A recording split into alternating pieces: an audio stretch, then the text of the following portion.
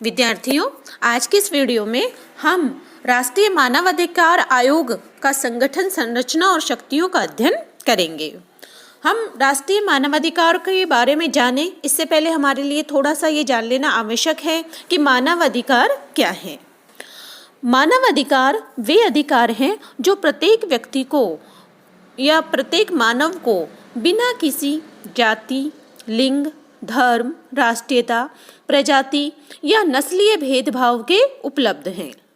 मानवाधिकारों को कभी कभी मौलिक, मूल या नैसर्गिक अधिकार भी कहते हैं, क्योंकि ये वे अधिकार हैं जिन्हें किसी विधायिनी या सरकार के किसी कृत्य के द्वारा छीना नहीं जा सकता तथा बहुधा इनका वर्णन या उल्लेख संविधान में किया जाता है।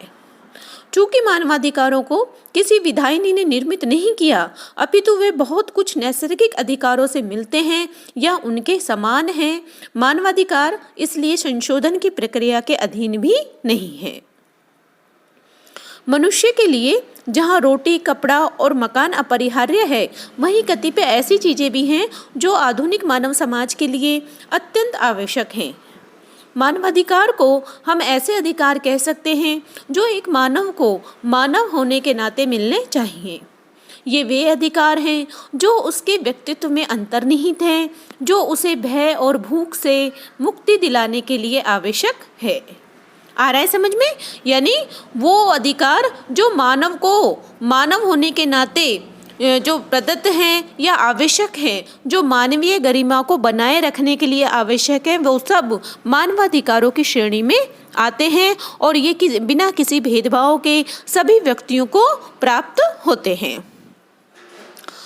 मानवाधिकारों को जो है एक का अस्तित्व किसी विशेष समाज की परिस्थितियों और स्वीकृति पर निर्भर न होकर एक चेतनायुक्त समाज की जो है सम्मान दिलाने वाले मानव व्यक्ति की प्रकृति में निहित होते हैं। यह विश्व के लोगों के द्वारा प्रसन्न तथा समृद्ध जीवन जीने के लिए प्राकृतिक और आवश्यक शर्तें होती हैं।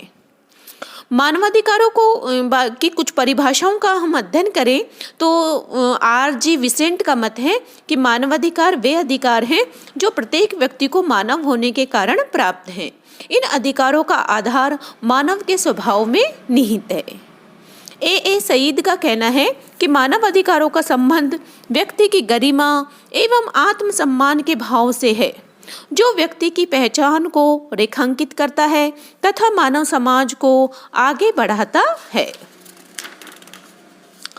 मानवाधिकारों के बारे में जो सारी जो हम सारगर्भित बात जो संक्षेप में ये आती है कि मानवाधिकार ऐसे अधिकार हैं जो सभी सभ्यताओं और संस्कृतियों में सभी पुरुषों, स्त्रियों और बालकों को सम्मान देने से संबंध रखते हैं। मानवाधिकारों का संरक्षण किसी भी उन्नत एवं विकसित समझे जाने वाले समाज के लिए जरूरी है। इनका संरक्षण किसी देश या समाज की प्रगति का मानक भी है।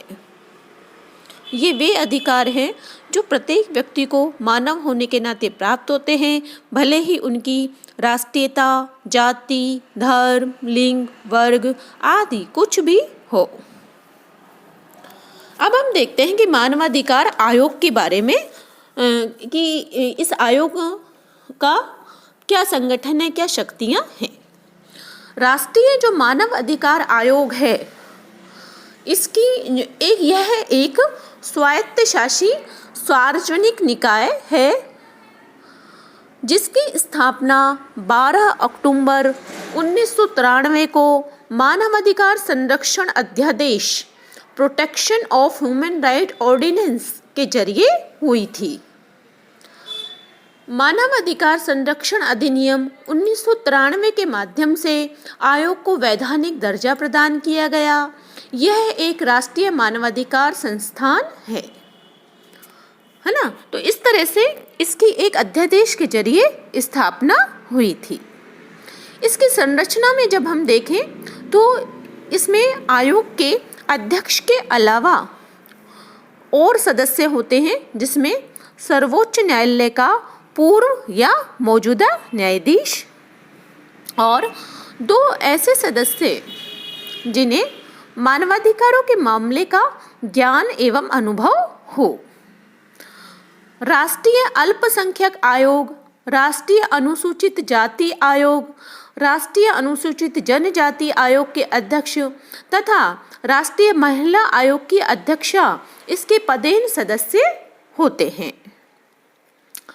राष्ट्रीय मानवाधिकार आयोग के अध्यक्ष एवं सदस्यों की नियुक्ति राष्ट्रपति नियुक्ति समिति की सिफारिश के आधार पर करते हैं। नियुक्ति समिति के अध्यक्ष प्रधानमंत्री होते हैं, जबकि गृह मंत्री लोकसभा में विपक्ष के नेता, राज्यसभा में विपक्ष के नेता, लोकसभा का अध्यक्ष तथा राज्यसभा के उपसभापति की नियुक्ति समिति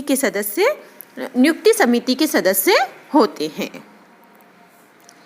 न्यायमूर्ति जो है रंगनाथ मिश्र राष्ट्रीय मानवाधिकार आयोग के प्रथम अध्यक्ष थे। आ रहा है समझ में? ये इसकी संगठन हो गया है ना। और फिर है इसके कौन कौन से कार्य किए जाते हैं। राष्ट्रीय मानवाधिकार आयोग जो प्रमुख रूप से जिन कार्यों को करता है उनमें है सक्रिय या प्रत्युत्तर रूप में मानव अधिकार उल्लंघन की जांच करना या ऐसे उल्लंघनों के रोक में लोक सेवकों के द्वारा की गई लापरवाही की जांच करना, है ना। फिर है न्यायालय की अनुमति से मानवाधिकार से जुड़े मामलों की सुनवाई के दौरान न्यायालय की कार्रवाई में हस्तक्षेप करना, राज्य सरकार के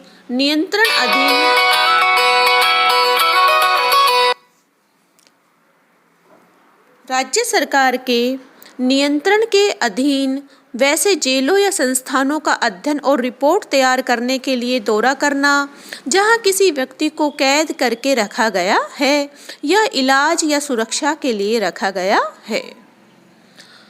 मानवाधिकारों की संख्या के लिए लागू किसी कानून या संविधान द्वारा प्रदत्त या संविधान के भीतर के रक्षा उपायों की समीक्षा करना तथा उनके प्रभावी क्रियान्वयन के लिए सिफारिश देना।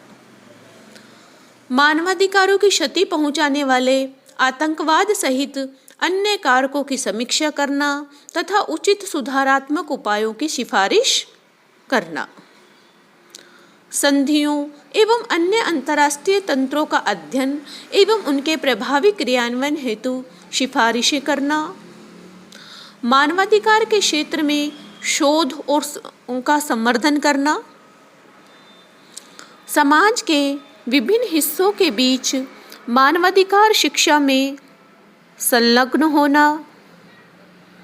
मानवाधिकार के क्षेत्र में कार्य कर रहे गैर सरकारी संगठनों तथा संस्थानों के प्रयासों को प्रोत्साहित करना। ऐसे कोई और अन्य कार्य करना जो मानवाधिकारों के संरक्षण के लिए आवश्यक हो। तो इस तरह से मानवाधिकार आयोग इस अपने जो है कार्य को करता है। अब हम देखते हैं कि आयोग जो है के पास शिकायत भेजने की क्या प्रक्रिया है। इसमें पीड़ित व्यक्ति के द्वारा स्वयं अथवा पीड़ित व्यक्ति की ओर से अन्य व्यक्ति के द्वारा प्रार्थना पत्र देकर शिकायत दर्ज कराई जा सकती है। शिकायत सीधे ही आयोग के कार्यालय को भेजी जा सकती है और शिकायत दर्ज कराने हेतु किसी भी प्रकार का शुल्क नहीं लिया जाता है।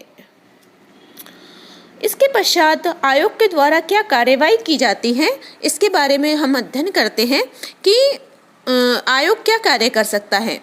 तो यदि कोई व्यक्ति शिकायत करता है तो आयोग जो है जांच से आयोग को पता चलता है कि किसी सरकारी कर्मचारी के द्वारा मानवाधिकारों का हनन किया गया है अथवा उस हनन को रोकने की उपेक्षा की गई है, तो ऐसी स्थिति में आयोग राज्य अथवा संबंधित अधिकारी को संबंधित व्यक्ति अथवा व्यक्तियों के खिलाफ अभियोजन अथवा ऐसी अन्य कार्यवाही करने की अनुशंसा कर सकता है जो उचित हो।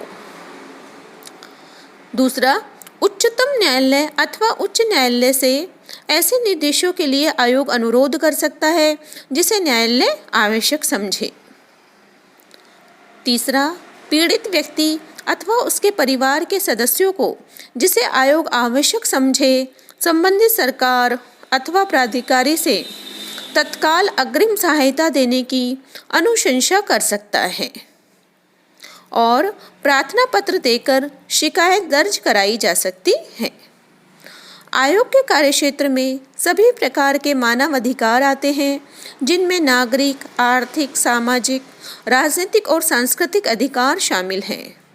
आयोग हिरासत में मौतों, बलात्कार, उत्पीड़न, पुलिस और जेलों में ढांचागत सुधार गृह, मानसिक अस्पतालों की हालत सुधारने के मामलों पर विशेष ध्यान दे रहा है।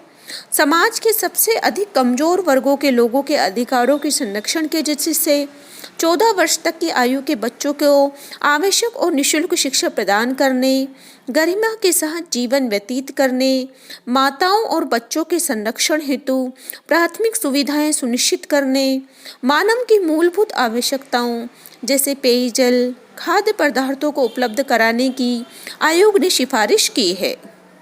समानता और न्याय का हनन कर नागरिकों के खिलाफ किए जा रहे अत्याचारों, विस्थापित हुए लोगों की समस्याओं और भूख के कारण लोगों की मौतें, बालक श्रमिकों का शोषण, बाल वेश्यावृत्ति, महिलाओं के अधिकारों, अपंगों के अधिकारों, धार्मिक सहिष्णुता के मुद्दों और अल्पसंख्यकों के अधिकारों पर आयोग ने अपना ध्यान केंद्रित किया है। तो इस प्रकार आज हमने राष्ट्रीय मानवाधिकार आयोग का संगठन, कार्य, शक्तियों का विस्तार से अध्ययन किया। धन्यवाद।